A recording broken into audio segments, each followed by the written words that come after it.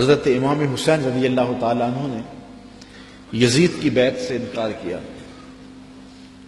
اور اس میں ہمارے لیے سیکھنے کی یہ بات ہے کہ ہم کبھی بھی کسی ظالم کے ہاتھ پہ بیعت نہ کریں۔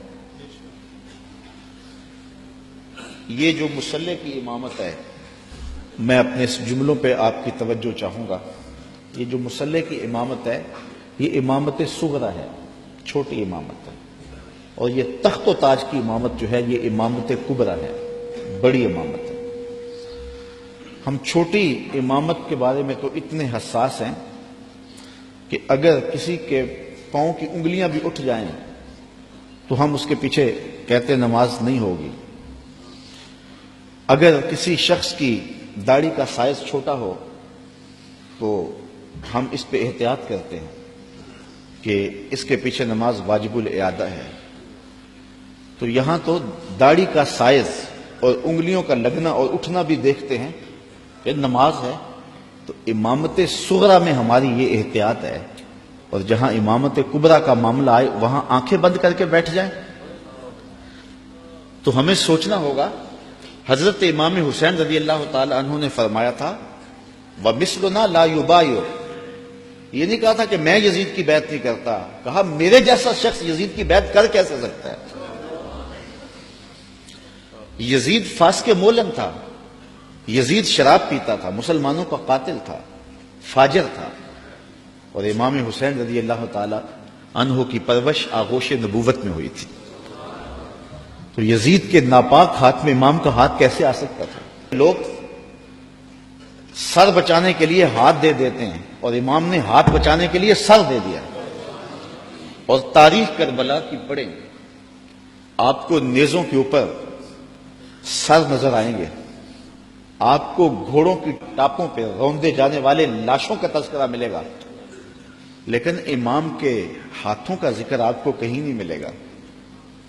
امام کا سر نیزے کی نوک پہ تھا، لاشیں گھوڑوں نے روند دیے، امام کے ہاتھ کدھر گئے؟ شاید قدرت نے اٹھا لیے ہوں کہ کوئی یزیدی امام کا کٹا ہوا ہاتھ نہ اٹھا لے، اور پھر یزید اس ہاتھ کو اپنے ہاتھ میں ڈال کر کے کہے چلو اس طرح ہی صحیح، امام کا ہاتھ تو میرے ہاتھ میں آ گیا۔ امام کی عظمت کا پہرا رب نے دیا، اور ان کی آبرو کا پہرا رب نے دیا۔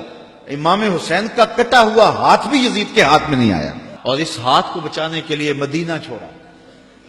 مدینہ چھوڑنا کوئی آسان تو نہیں نا، 8 دن کے لیے حاجی جاتا ہے نا، مدینے میں رہتا ہے، اور جب چھوڑتا ہے تو قیامت ٹوٹ رہی ہوتی ہے۔ کسی نے پوچھا تھا عمرے اور حج کا ماجرا، تو میں نے کہا تھا کعبۃ اللہ پہ پہلی نظر مشکل ہے، اور روضہ رسول پہ آخری نظر مشکل ہے۔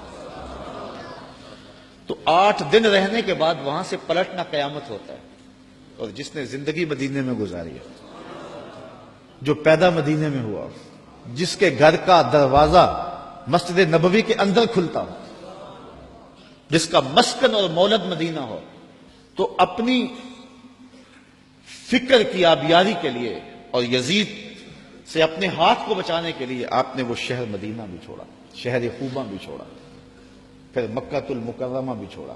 اگر حضرت امام حسین رضی اللہ تعالیٰ عنہ کا مدعا سلطنت کا حصول ہوتا تو اتنے تھوڑے لوگوں کے ساتھ آپ کبھی بھی سفر نہ کریں۔ ٹوٹل 145 افراد ہیں، بچوں اور خواتین کے سمیت، اور سارا مدینہ آپ کا مرید ہے۔